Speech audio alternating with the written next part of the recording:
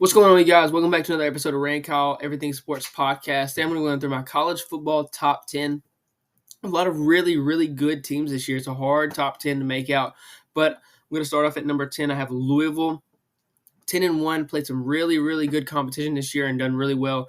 That ACC, a lot of people are knocking it down, but there's some good teams over there that this Louisville team is getting through. So I think they wouldn't have that one blunder a couple of weeks ago. They still be in the opportunity to beat Florida State and have the college football playoffs, but now losing that one game is not looking good for them. So then at number 9, I have Missouri. This Missouri team is really good as well. I mean, they only lost 2 games this year. Had some really close games with some really good teams. That defense is really good over there. Even though they've been a little inconsistent in the SEC, I think this Missouri team is really going to have a really good bowl game this year. Then at number 7, I have Texas. Lower than I have Alabama, but I think for good reason. I mean, this Texas team, just a lot of injuries now. Hasn't really looked the same ever since they lost to Oklahoma, but going to have a rematch in that Pac-12 and that Big 12 championship. So we'll be able to see them be able to reprove themselves and make a run to the college football playoff. It's going to be a really hard decision for the committee, more than likely, between them and Alabama. If Alabama can win the SEC championship, but if they win, I mean, they put themselves in prime position. Then at number 7, I do have Alabama. Honestly, might be a little low. This Alabama team has really come alive. Jalen Milroe has really established himself as a good quarterback, a QB1. And that's what Alabama needed. That's what they were missing at the beginning of the year. That's why they started off so slow. They had that loss to Texas. They had that scare against UCF. I mean, they just needed a quarterback. Needed some consistency there, and they found that. So Jalen Milroe, coming off a really good week, didn't play the whole game, but we should be able to see him against an Auburn team and see how he can do in Jordan-Hare, see how he can perform. Then at number 5, I have Florida State. Don't get me wrong, this Florida State team I think is really good. Honestly, they might be down a little. They should probably be down a little further, just because I think that Jordan Travis injury was significant. I mean, he's out for the season. His career in college football is over. Hopefully he can make a good recovery and come back to the NFL. But for as far as college football, it's done for him. So I don't know how much it's going to affect that team. I think he was a big focal point for them. I think he really led that offense and led that team. So now not having him, I think, might hurt them more than people think. So don't get me wrong, they're still undefeated. Play at Florida this week, probably will still remain undefeated. But I don't know if the college football playoff committee will even put them in, knowing how I mean, they haven't really played much of anybody, and now they're out there starting quarterback.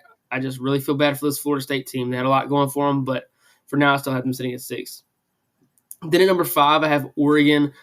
I really like Oregon. I think Oregon actually is probably the best team in the Pac-12, even though they did lose to Washington. This Oregon team has just been rolling ever since that loss. And even in that loss, I mean, it was back and forth. It was a coin flip up until the last drive. So I think this Oregon team, Bo Nix, is really balling. To me, he's my Heisman favorite. I think he should win it. I mean, he's cooked every game he's played. So, I mean, I think this Oregon team really still has a shot to get in once they get that rematch with Washington. So I think they can continue to play, continue to ball how they are. They have a national championship run still coming. Then at number 4 for me, it's going to be Washington. This is a really tough 4 and 5 for me because I do believe Washington and Oregon are very close. But with having the head-to-head, I don't see any way you can put Oregon over Washington right now. So that's why I have Washington at 5. Every part of their running game and passing game on the offensive side of the ball is really good. Now their defense is a big worry. Like much of the Pac-12 teams, their defense is a big worry. So letting a lot of teams that shouldn't put up points on them are putting up points on them, but their offense is just matching and outscoring them. So, I mean, they're winning games. They're still undefeated. So we'll see how that matchup comes in the Pac-12 and see if they can do it again and really cement themselves as the best team in the Pac-12. Then at number 3 for me is going to be Michigan. We're going to get to see it this week, though. Michigan and Ohio State play. I do believe that Ohio State is the better team. I think it'll be a close game all the way up until the end. But I just feel like Michigan really hasn't proven themselves against good teams. But don't get me wrong. This is another one really close over there in the Big Ten. So, I mean, once we see who comes out of here, we'll really see who cements themselves as best team over there, and will make the college football playoffs. I mean, they're going to have to play Iowa. I don't think either of these teams will have much struggle at all against them. So I just really am excited to see this matchup. And then that moves me into my number 2 spot is Ohio State. I think this Ohio State team is really good. Can make a case for number 1. They've played good competition. I mean, they've played a couple of ranked teams and won it out. So, I mean, they've built all the way up to this matchup for Michigan. So we're going to get to see how they do against this Michigan team and see if they can really cement themselves over there. But everything's going to be able to – it's going to level itself out this week when they play, and we'll get to see who's going to make the college football playoffs there. And then at number one, I think this has got to be unanimous at this point, is Georgia. This Georgia team has just rolled through everyone they've played. I mean, they come against good teams, and everybody's like, "Oh, it's going to be a close game," and then they just blow them out. I mean, these teams are top 15 ranked teams. I mean, that they're playing, and they're just blowing them out. So I think this Georgia team they come together. They start off a little slow, having some scares early on, just starting off slow. But I think that was with an inexperienced quarterback. Carson Beck does not look inexperienced anymore. He's really starting to cook. This Georgia defense is better than we thought in the beginning of the year.